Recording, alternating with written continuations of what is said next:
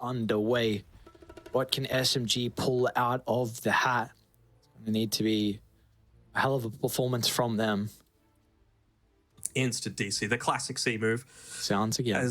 Yeah, sounds again coming through. You just have to think back to, what was it, SMG versus Execration, where no one told them to fix their problem. But, well, this is TI. We give them a little bit more breathing room. This is also, that was a mid one with a lot of confidence after you go, what, 2 and 5? 2 and, does it count? 2 and 6, apologies. It's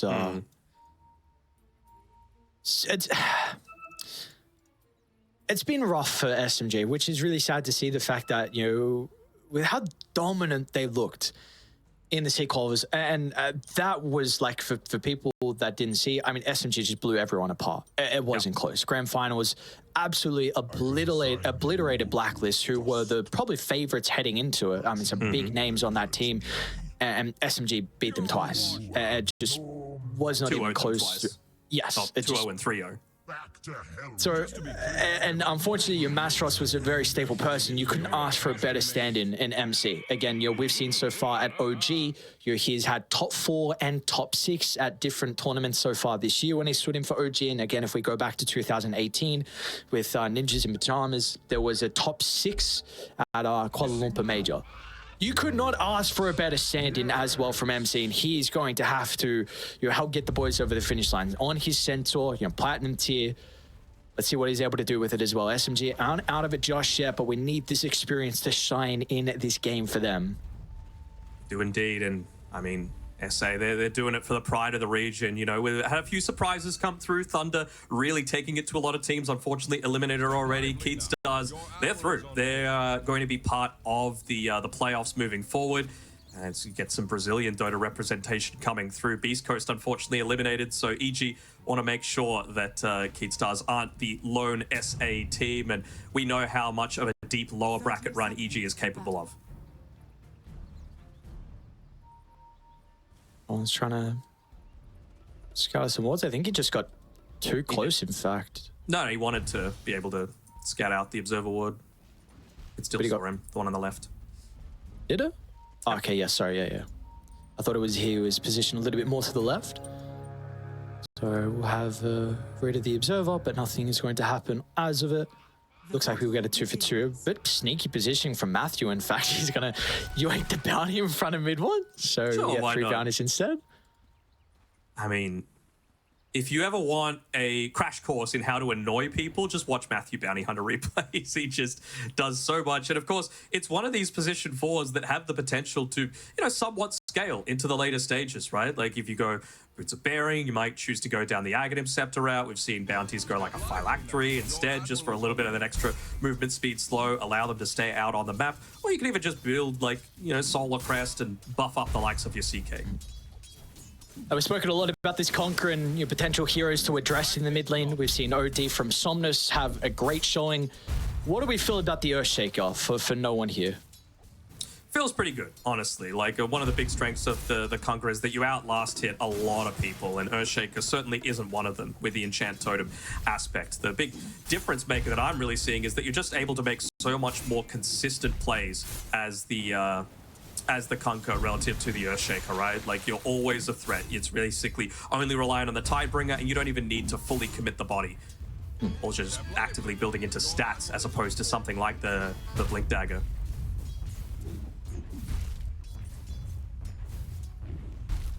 Very intrigued as well on how mid one's going to be able to get off to a good start here with Muerta. Scene has been very hot and cold so far through the road to the international. What do we think as a whole of this hero? Because again, we've seen, you know, teams like Shopify have a lot of pride on it with first picking in general in a draft. We've seen, you know, likes of FY having incredible games with a position 4 Muerta. But do we feel like mid one is set up for success with this hero this game? Not necessarily, right? Like, oh, actually, they're going to make a bit of a play here onto the bounty. Should be able to get a kill as well. Mid one's hunting very deep for it. Doesn't look for the dead shot. Going to try and go for the Phoenix, but there's a lot of resources expended between either side. Will also result in them not securing too many last hits as well, as it was all happening underneath the tower. It's one of the bonuses of having the Venge, right? You do end up pushing, and Matthew might end up dying. don't know if Genuine popped the cell with the Wave of Terror. Thought I maybe heard a sound cue. Regardless, able to find the kill with the sentry drop. Nicely done. And his first blood for mid one. And now the Wave should be able to bounce back into SMG's favor, especially with this hard camp pull coming through from Genua. I mean, I really like the Muerta, just to pick up on your previous point there, but I like it much more against agi carries relative to strength carries, right? Because that's really the one where you expect it to shine. You're nullifying a lot of the agi heroes' impact, which is through having a lot of armor, so you're very survivable. Strength heroes are just pure HP, and the Pierce the Veil doesn't give you as much of that increased value. We do see how that strength hero is shaping up here for Bakaz, which we saw earlier today. Had a decent showing overall, but wasn't able to get them over the finish line with this Chaos Knight. Might be able to put some damage into Arfu, but ducks into the trees. No Chaos Bolt there for the CK. They do have one Sentry Ward still for this laners. They're going to die mid one. And they're going to be rewarded off the back of that. Matthew's going to give Whisper a little tip. Level 3 now here for the Phoenix. Wonder what the item build's going to be for him. We've seen, you know, maybe some offlane Phoenixes are considering something like a Midas, being able to get those levels and scale into the late game. He has the urn currently queued up. What would you hope for the item progression from Whisper? I think you can go into something like the Vessel, maybe, you know, just a classic Tranquil Boots, Magic Wand. But then after that, it really does open up a little bit. Maybe he chooses to go into the Scythe of Vice. Maybe bottom lane. To get... Dude, these poisons are really starting to stack up because gets a little bit of life back. But MC will still cut him down. Panda's taking a full creep wave. Yeah. MC's still not even going to hope for the attempt to be able to kill Panda. He'll backs on up. They're happy with the trade they got. Oh, it's actually changing things up a little bit on Whisper, going for the Veil of Discord instead. I mean, I don't hate it. I mean, remember, it's spell damage, not magic damage, as another team fight. A lot of action. Genuel probably going to go down. Whisper finds a dive, so the slow's going to be there for mid one. Maybe you line these fans Fire Spirits, we do see how much it's able to mitigate some of the Muerta's damage, so another kill for them up top, and they have some more urn charges now for Whisper. Mm-hmm. Very nice way to be able to start things off. And so yeah, what I was mentioning before, that spell damage for a Kunkka means that you're amping up that Tiebringer, feels very effective. Or it's just amping up yourself, provides you a lot of that mana regeneration just to be able to stay out on the map, even with Phoenix using the majority HP to be able to make a lot of stuff happen. But again, it's a great value Sunray game against a Centaur, but also just enabling your... Is mid one going to die again up here? No. Maybe? Yeah, he is. Dude, Whisper, what a... Oh my god, man. He is one of the most frustrating offlaners it must be to play into. The plays this guy can make on a hero, like, we don't see Phoenix offlane a lot, but he's 3-0. And we don't see a level 5 Phoenix at 5 minutes too much either. This is not the start that you want to give. Just one of those heroes that gets so much value off of levels. You don't really need too many items. It's just all about the levels to be able to make that big impact happen. So they will be able to get a return kill onto Matthew. 1-for-1 exchange. Fortunate mid one doesn't get the kills because you really need his goal to continue to ramp up here with that Midas already queued up. You gotta have the gold start before it ramps up. He hasn't had the greatest start in a lot of the games that we've been seeing so far, unless the matchup in the lane was really favorable. Bottom side because potentially getting a little bit of action onto him, but just being able to dodge out that stun. One of the advantages, of course, of playing the CK is that movement speed that you've got. I mean, this is scary that they're already highlighting the fact that Bakaz can play solo in this lane and Panda can rotate. It looks like he is going to come back through the portal, but there is always that risk of a secondary support to be with mid one. Probably just going to feed him over a tango, and then do you even need to stick around? I'm sure Panda's just going to be annoying and, you know, play that sort of aggressive role that I was wanting to see out of Zhao last time, and here we go. See, as a result of the rotation from C-Small, both come crashing down. Evil Geniuses are continuing on with that momentum in the previous game. They are looking good to start game 2. Man, look down at this bottom side. Like, it's the perfect time for that rotation. Right at the 6.5-minute mark, when you've still got the Siege Creep alive, when you've got an Enchantress with one of the better value creeps in the wild with Ripper, just to keep the creep wave alive for the longer period of time. And you know that Arfu is not going to be there to just consistently save and soak up a lot of that XP. He needs to be back there securing the Wisdom Rune for himself, and luckily for him, it's not going to be Matthew standing next to him and stunning him up and stealing it away. He just ends up getting his own, but it's still a lot of damage being done onto a tier 1 tower this early.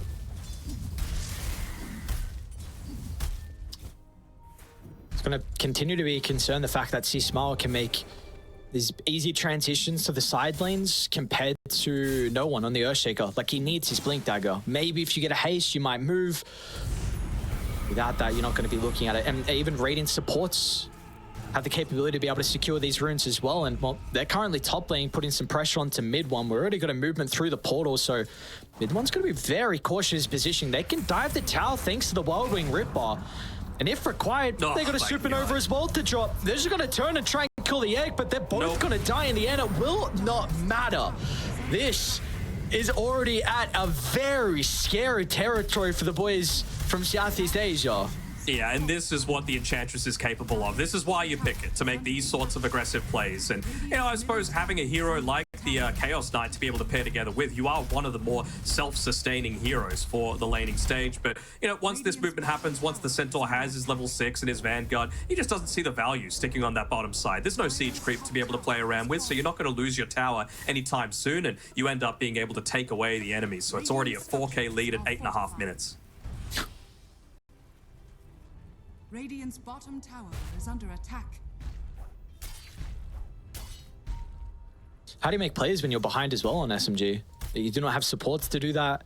They need levels, they need ways to keep up. We haven't seen too many stacks in the jungle from Arfu, a couple of Ancients, but I mean, maybe no one will drop Echo to farm his Blink with it, but how are you...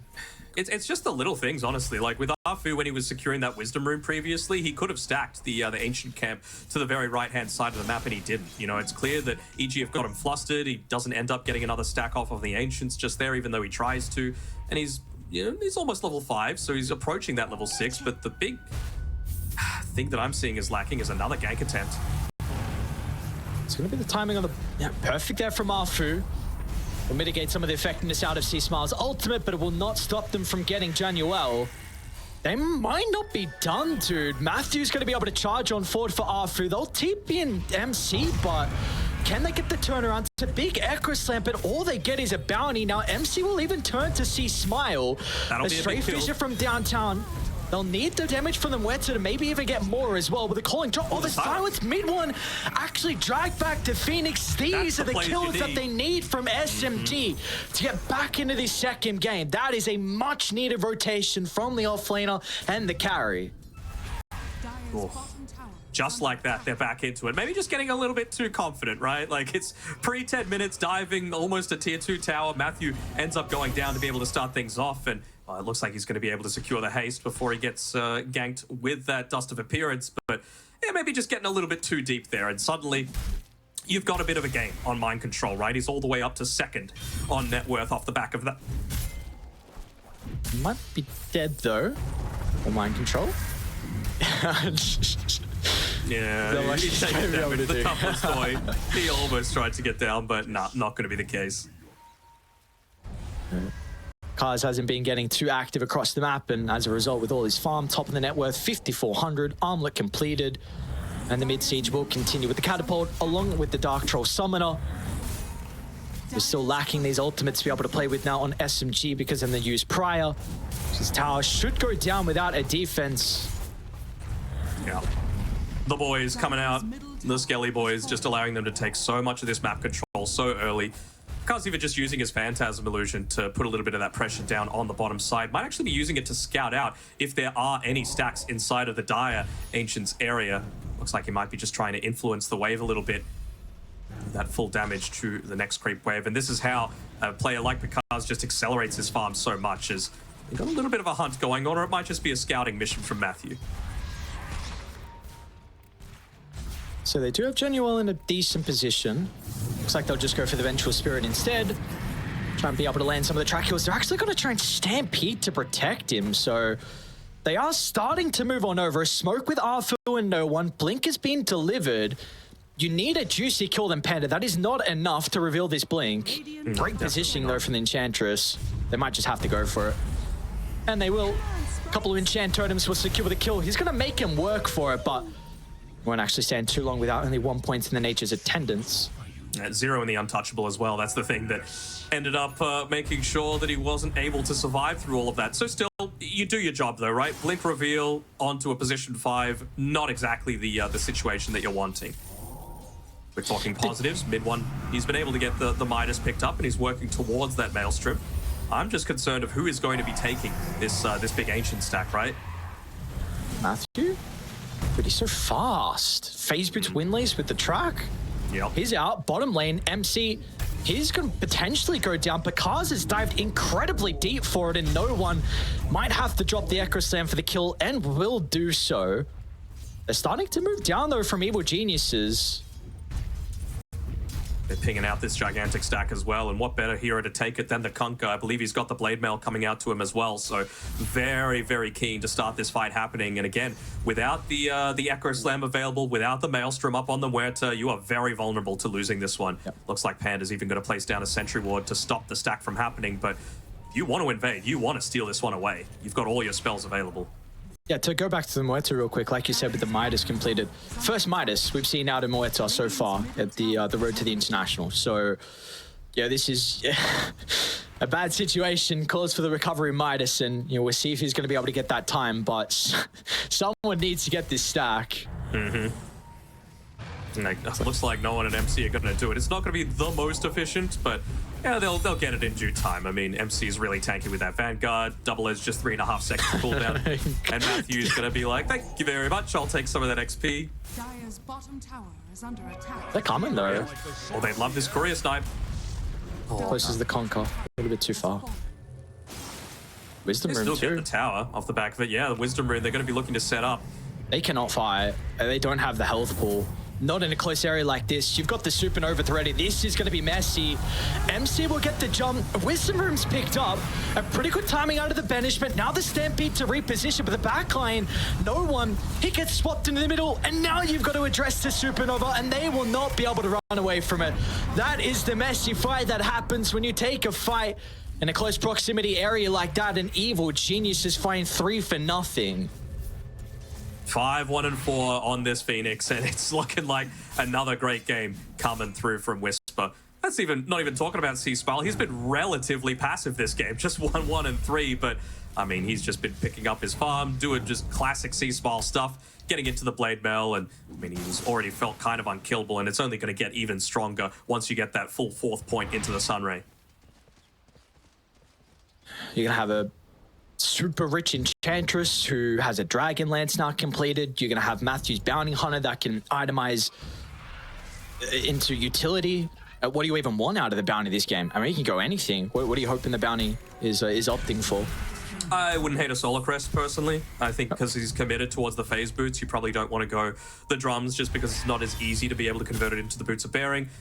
I just want something that's going to give him a bit of that passive regen when he's roaming around the map, right?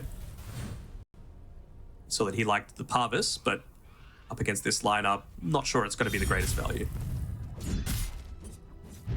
A lot of options here. Which is a nice thing about the bounty, especially when you're able to have 14 kills at 15 minutes in. Mid one could be vulnerable. I mean, Januar's in a decent position, actually going to run straight on top of mid one, so they swap. It's up to MC to be able to counter initiate. Nice, it's a pretty decent hoof stomp. The Stampede will get some separation because we'll still rip apart MC, and now, I mean, no one's ready to go with the Echo, but EG doing such a good job to make sure they don't group up for any opportunity of a turnaround. So again, 2 heroes go down. I mean, you keep mid one alive, but you're still just, you're bleeding track kills over. That's the bigger issue, right? Like, it's fine to even take... It's not fine to take even trades, excuse me, so it's just going to lead to things leaning more and more in one team's favor, and right now, EG are not letting up. I can't recall the last time I've really seen them play too much on their side of the map. They've just taken away all of the space that SMG have to be able to farm. It's honestly getting to the point where mid one needs to just use a smoke to be able to get out to the other side of the map. But even just have a look, it's in a pretty obvious spot, but this high ground ward above the Radiant Tier 1 bottom tower is going to reveal if he's just farming in that sort of area. I mean, the vision game has just been exceptional. We see that very often when Matthew is playing these style of heroes, and we even see with the ward down towards the east side of the map. Fu already has used the banishment, so C-Smile's going to be able to commit the combo. Kaz is on a killing spree. You've already seen some of the damage. Oh, top lane actually back there, no one in MC. But they're in a lot of danger now with the wraparound Matthew. They're going to be able to clean up no one, and they're probably going to get mind control. Stampede's still down for another 5 seconds. No one is anywhere near the neighborhood to protect him. as Whisper, Matthew, and Panda are just cleaning up, and you've got C-Smile and Bakaz together on the opposite side. It's going to be a repeat of game one. It will. And I mean, like you said, those two cores are still just farming away. Both of them, I believe, already have the Reaver picked up at about the same speed that they're going to be able to secure that Heart of Tarask. And again, they just have no answers on SMG to be able to deal with it. And it's the double impact as well, right? You've got a level 12 Phoenix as well. Oh my. More track gold. Oh, this must be so frustrating. Playing two games like this back to back where you cannot get out of the map, where you have zero counter playmaking potential. Wherever you run, you're under wards, you're on a bounty vision. You see 3 heroes leaving the base, they smoke under the observer. What can you do? What can you do? It might get Whisper, very low, no one. You get that vision, it'd be a huge kill. 5-1 and 6, it's a big streak. Just the fact that it's not. Is he going to react for the egg? No, sir. Big one for no one. It's a lot of gold. Yes, sir. Much needed kill. Matthew as well. Should be able to cancel that with the banishment. We'll get a secondary kill along with it. We'll get no one a little bit closer towards his scepter. MC closer to the plate mail as well. Going to be very nice. I mean, he still does need to be the front line, and no one else really is able to stand there. Even like the supports on EG are somewhat capable of doing it, right? We've seen Matthew be the one leading the charge a lot of the time, and he's decided to go into that Aghanim Scepter for himself. And why not, right? He's already doing such a great job of, you know, getting a lot of those track kills for himself. Why not deal the damage as well and yoink away even more net worth from the enemy team?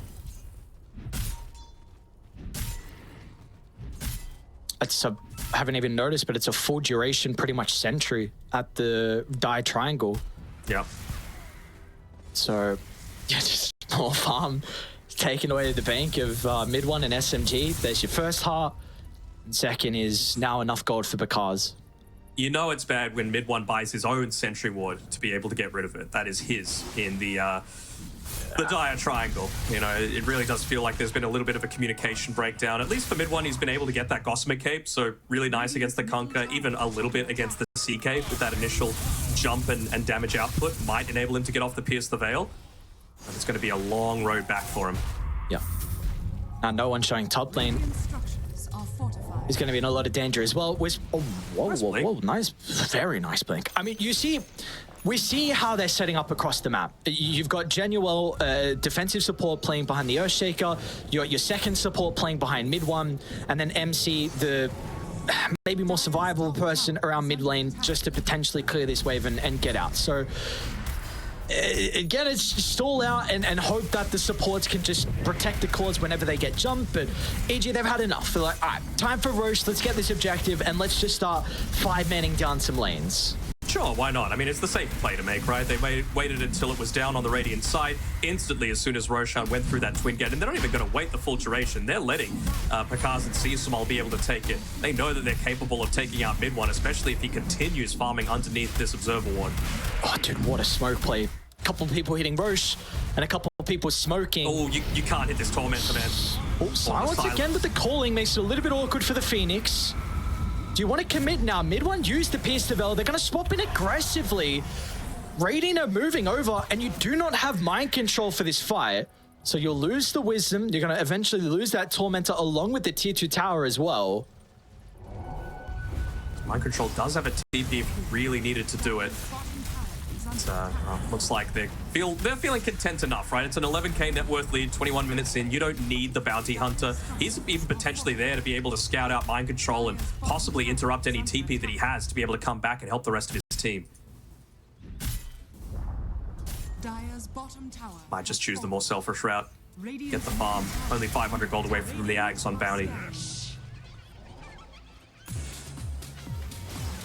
And now there's even more damage output coming through. It's not like they were lacking it before, but, you know, Panda on his Enchantress has the Sproink available. So multiple ways. Let's see, they're going to try into Matthew. Oh. Oh, that's young. All right. We'll see Smile top, got a Stampede. 85 seconds without it. Now they're going to hunt as well. Instantly Cars just sweeping. feels so confident, right? Like, he's got the Aegis for another 3.5 minutes. They've got pretty decent vision as well inside the SMG jungle, and they know that there's no way that they're going to be able to retreat. So suddenly the Supernova gets even more value. Whisper can just look to position himself on the front lines. Do really like this gem pickup though, nonetheless, from Arfu. I think it's just much required. Necessary. Yeah, necessary in the status of this game. So we'll get this ward to the eastern side Ancients. But of course, this tier 2 tower is going to go down uncontested. So that is nice though. The Lotus from MC. Also very much needed, but let's see what they're able to do. 14,000 net worth lead, continuing to grow. And you just stall out the Aegis. I mean, you still have it for another, pretty much 3 minutes. So it will be a lot of time where EG are getting full map control. Mid one has a decent amount of damage now at this stage, right? He's level 15. He's got that talent picked up for himself. Only 2 levels behind Bakaz, despite the fact that he didn't have a great laning stage. I mean, this is a ballsy play. You gotta risk it for the biscuit, man. You gotta make that sort of play to kind of scare him off, prevent him from playing the game he wants. And they are cutting him off. All right. Oh my God, what are those reactions? No, because they're gonna go for Matthew now. This is a little bit closer to the tier 1 tower. This is not the fight you're looking for. Because you should be able to stun up Arfu. Defensive swap. Because jumps over the top. Nice reactions. Arfu gets out of danger. So Januel with a track kill over. They are still hunting though. They see Arfu on the retreat. 5-second blink cooldown. Will be too close to the base. So yep, all they'll get is the Venge.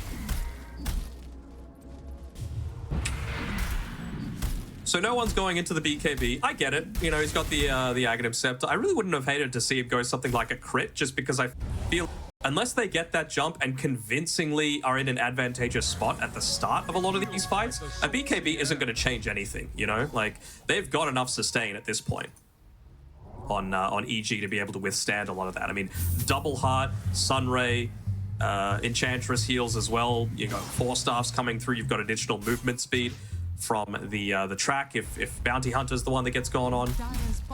It's not easy, and they're all fully smoked up behind Bakaz while he's still got a minute or so left on his Aegis. I guess this is the one thing about Dai, the potential to swap back inside the base. His mind control protected with the banishment will be okay. So let's see how they can get crafty here. Swap into Fissure, maybe blow at 1, but you got to go through 4,000 health of Bakaz. Twice. And Muerta's not back just yet. That is your main damage source. She's got the Mjolnir though.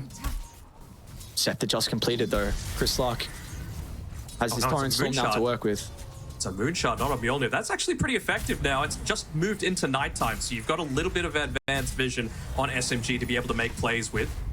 Clever little adaptation coming through there from mid one. See how much it's going to be able to pay off with that extra attack speed. 16,000 deficit. It's 19% probability at the moment has been EG for the entirety of this game and series as a whole. So Aegis will tick out. They do see Bakaz at the moment. They did smoke prior. They will re-smoke as well. Maybe they can catch Bakaz as he's rejoining the team. They're going to be closer this time than last. They're just keeping a track on that Aegis. They don't want to go too early. They know they've got the potential to blow him up. They're going to see Bakaz with a jump over the top. Can they blow him up from 4 to 0? Aegis ticks, and they bring him down. An incredible start for the boys on SMG, but can they capitalize and get a better team fight out of it? As C smiles onto mid one, a swap to get some separation, but it's not enough. Mid one will go down as EG just far too ahead. Even if they lose their carry, it does not matter in the end. As Whisper will burn MC down, he's going to try and disengage out to the left. There's already a TP and Matthew can cut him off. MC will not be able to TP out of this one. A 4 for 1. And I don't know if you're going to get a better team fight from that from SMG. It looked great to start, but the boys on EG are just way too far ahead. Couldn't have been more perfect, honestly. And I mean, they've got the glyph left, but that's about it. Panda ending up being the one dishing out, a decent amount of damage. But it was, again, all the Phoenix. He just survives for the very start of that team fight, launches out all the fire spirits, and enables that turnaround. Without the BKB on the Muerta, you just don't have the potential to just stand there and man fight. You're always going to be affected by that attack speed slow. I mean, you still got Echo. You love Panda with him holding the gem at the moment. Swap back. I don't know if you're getting Conqueror, not with an Echo like that. Gets a little bit of damage out. Mid one's back into the middle. They have kind of separated C-Smile away from some of the defensive heroes, but Conker just runs it in the middle. C-Smile takes to it all. Again, this hero is absolutely ridiculous. As now Bakaz is back in. But dude, what is it? What is with this is total hero? Envy Terrorblade vibes, man. Just ban it. The C-Smile Conker needs to be removed. And look at them. They're even taunting him a little bit. They're like grouping up saying, oh, you wish you could echo this right now. And yeah, they place down the flag, say this is our territory. We're the ones moving on to that phase 2.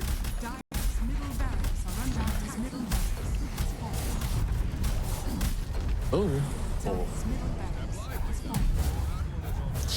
I mean, not one last stand, it seems. Oh my god, you even got to go up against Panda's damage as well. What can you do?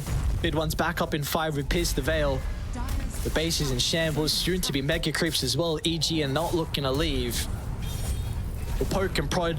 We're going up against the 4K hero, and with the damage from Panda, MC Dragback's just gonna die to the impetus. Arfu has to protect it, but it means that there's no banishment for the Venge. No one gets a pretty good jump in with a stun onto 2, but now he's tracked up and down to half health. Swap back onto C-Smile. Mid one's gonna be nearby. It's a decent chunk of damage. C-Smile will go down, gets the board off on the Torrent Storm. It's gonna give them at least some control to reposition back to the left side of EG. They just don't have anything left, though. That's the thing. 20 seconds left until the Echo. No Pierce the Veil, no Stampede, no nothing. We'll deal with the Phantasm Illusions, at least minimizing some of the damage out of Bakaz. Look at Panda! What a Chad! Bakaz is going to be back in as well. No one activates the BKB. 5 seconds left until the Echo Slam. Melee Barracks, 500 health as well until the Mega Creeps. SMG, they got to go now. MC tries to jump in to find the initiation. Bakaz down to half health, but it's not a good follow-up. It's not enough, and as a result, SMG will be knocked out. Their hopes of making it into phase 2 and potentially the International 12 will be cut short, as Southeast Asia will only have one representative in Talon, and Evil Geniuses will move forward. They will indeed, and they'll do it in convincing.